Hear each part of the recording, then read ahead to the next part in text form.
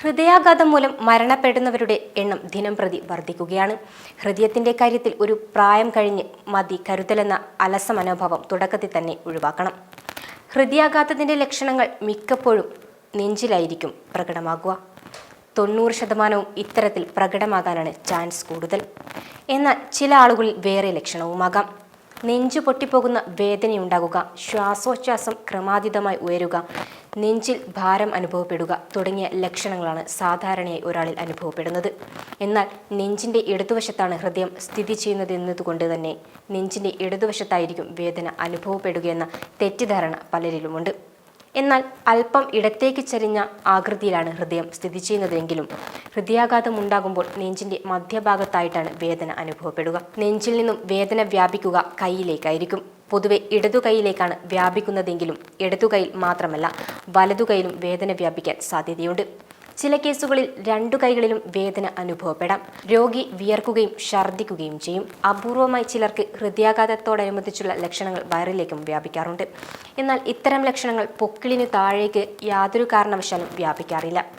ഏകദേശം 80% ആളുകൾ ഹൃദയാഘാതത്തിന്റെ പ്രാരംഭഘട്ടം gas trouble ആണെന്നു തെറ്റിദ്ധരിക്കപ്പെട്ടവരാണെന്നു അടുത്തിടെ നടത്തിയ പഠനങ്ങൾ വ്യക്തമാക്കിയിട്ടുണ്ട്.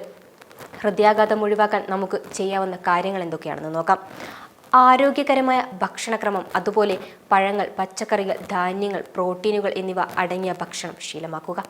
മധുര സാധനങ്ങൾ പൂർണ്ണമായും ഒഴിവാക്കുക. 40 വയസ്സു കഴിഞ്ഞാൽ ഭക്ഷണ നിയന്ത്രണം പ്രധാനമാണ്. വറുത്തത്, പൊരിച്ചത്, ബേക്കറി സാധനങ്ങൾ എന്നിവ നിയന്ത്രിക്കണം. ഏറെ നേരം ഇരിക്കാതിരിക്കുക. ഇടയ്ക്കിടെ എഴുന്നേറ്റ് നടക്കണം. ദിവസവും വ്യായാമം ചെയ്യുക. മുട്ടുമടങ്ങാതെ പാദത്തിൽ തൊടാൻ സാധിക്കുമോ എന്നറിയണം.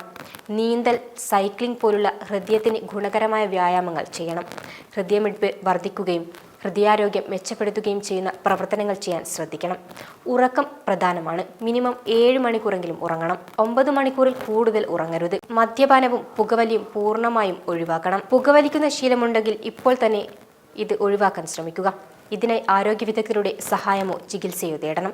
വിട്ടുമാറാത്ത സമ്മർദ്ദം ഹൃദ്രോഗത്തിന് കാരണമാകും. വ്യായാമം, ധ്യാനം, യോഗ അല്ലെങ്കിൽ സുഹൃത്തുക്കളിൽ നിന്നും കുടുംബാംഗങ്ങളിൽ നിന്നും പിന്തുണ തേടുന്നത് പോലുള്ള കാര്യങ്ങൾ ചെയ്യുന്നത് സമ്മർദ്ദം നിയന്ത്രിക്കാൻ നല്ലതാണ്. രക്തസമ്മർദ്ദവും കൊളസ്ട്രോളിന്റെ അളവും കൃത്യമായി പരിശോധിക്കണം. ഡോക്ടറുടെ മാർഗനിർദ്ദേശം അനുസരിച്ച് ഇവ രണ്ടും പതിവായി പരിശോധിക്കുകയും നിയന്ത്രിക്കാൻ ആവശ്യമായ മാർഗങ്ങൾ തേടുകയും ചെയ്യുക. ഈ വീഡിയോ നിങ്ങൾക്ക് ഇഷ്ടമായാൽ ലൈക്ക് ചെയ്യുക. കൂടുതൽ വീഡിയോകൾക്കായി യോഗനാഥം ന്യൂസ് ചാനൽ സബ്സ്ക്രൈബ് ചെയ്യുക.